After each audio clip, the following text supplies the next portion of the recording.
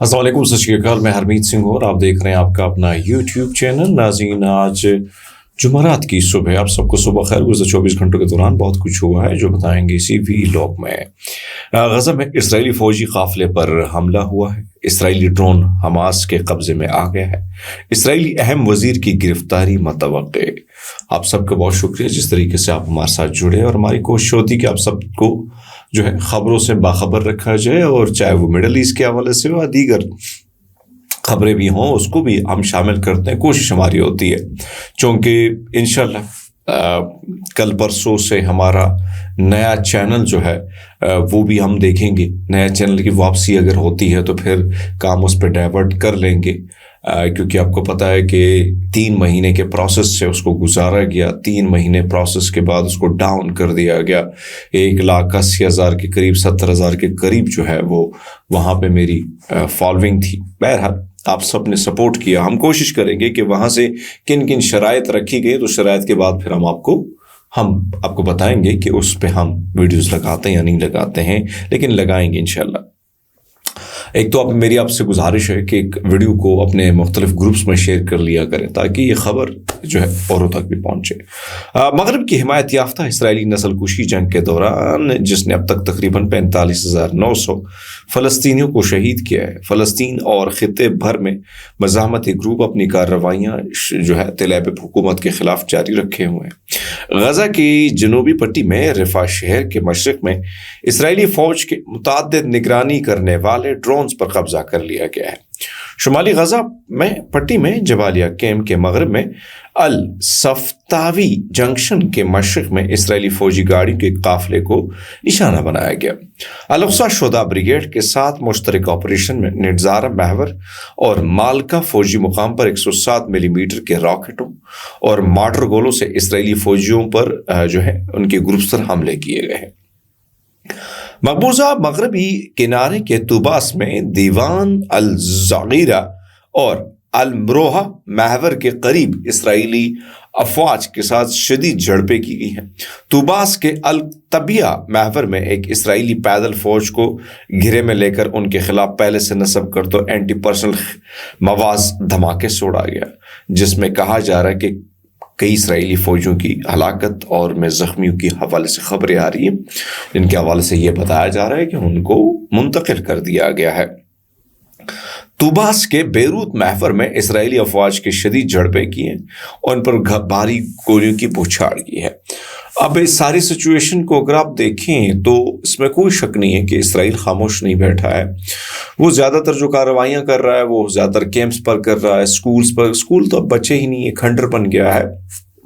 لیکن دوسرے جانب جو مجاہدین ہیں ان کی کارروائیاں اس میں بالکل کمی نہیں آ رہی، اور وہ بالکل اپنی زبردست طریقے سے ان کی اگر آپ دیکھیں، میں سمجھ رہا ہوں کہ جس طریقے سے حزب اللہ خاموش ہوا ہے، حزب اللہ کی خاموشی کے بعد میں نے یہ دیکھا ہے کہ حماس کے کام میں بڑی تیزی آئی ہے اور وہ بے پناہ حملے کر رہا ہے، اور اس بے پناہ حملوں کے بعد آپ نے یہ دیکھا ہے کہ ہلاکتوں کی تعداد کم ہونے کی وجہ بڑی تیزی سے آگے بڑھی ہے۔ فلسطینی مزاحمتی دھڑوں نے جنگ کے 460ویں دن محصور غزہ پٹی میں اسرائیلی قابض فوجی گاڑیوں مقامات کو نشانہ بنانے کی کارروائیوں کی تفصیل جاری کی ہے۔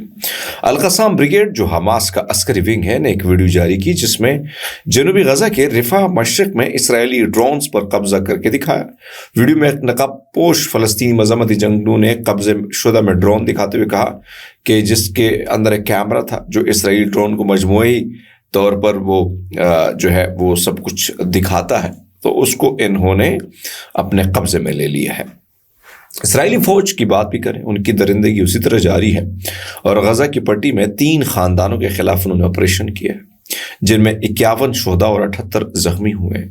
24 گھنٹوں کے دوران اسپتالوں میں پہنچنے اس کے بعد 7 اکتوبر 2023 کے غزہ پر اسرائیلی جنگ کے آغاز سے اب تک فلسطینی شہداء کی کل تعداد 45,885 ہو گئی ہے، جبکہ زخمیوں کی جو تعداد ہے وہ 1,09,196 تک جا کے پہنچ گئی ہے۔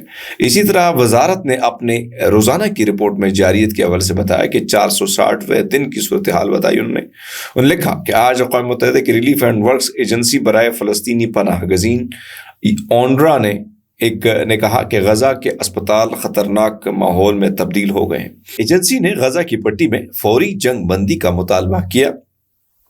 اونروا کے بیان نے ان مسلسل جو بمباریاں ہیں اور اسپتالوں کو براہ راست نشانہ بنانے جانے کے تناظر میں سامنے آئے ہیں، کیونکہ شمالی غزہ کی پٹی میں 3 سرکاری اسپتال جن میں کمال عدوان اسپتال، بیت حنون اسپتال اور انڈونیشین اسپتال شامل ہیں، اسرائیل کے مسلسل حملوں کے باعث غیر فعال ہو گئے ہیں۔